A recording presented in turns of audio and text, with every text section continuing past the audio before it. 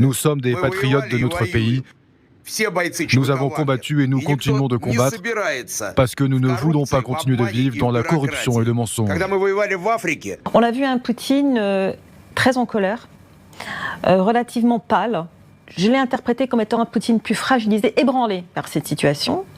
Les médias russes maintenant confirment, d'autant qu'on peut croire les médias russes, mais en tout cas disent très clairement que Poutine a quitté Moscou ce jour-là. Donc il y a eu clairement un moment de flottement pendant lequel Poutine ne savait pas trop de quel côté le vent allait tourner. C'est l'intervention de Vladimir Poutine à la télévision le samedi matin, vers 11h, où là il dit c'est un coup de poignard dans le dos, et où il prend l'exemple de 1917, donc de la rébellion de Kornilov, où là les commandants sont un peu surpris, ils se disent mais attendez, nous on veut bien aller contre Shoigu, et que donc là il commence à y avoir du flottement.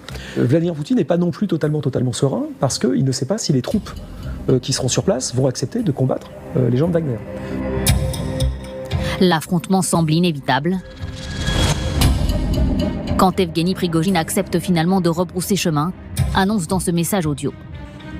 Le moment est venu où le sang peut être versé. Réalisant toute la responsabilité que le sang russe pourrait être versé, nous faisons demi-tour et rentrons au baraquement conformément au plan. Un coup d'État vient-il d'être évité ? Alexandre Loukachenko, proche de Vladimir Poutine, est intervenu. L'homme connaît bien le patron de Wagner. Il aurait réussi à le convaincre de se replier. Moi, je pensais qu'il allait aller jusqu'à Moscou.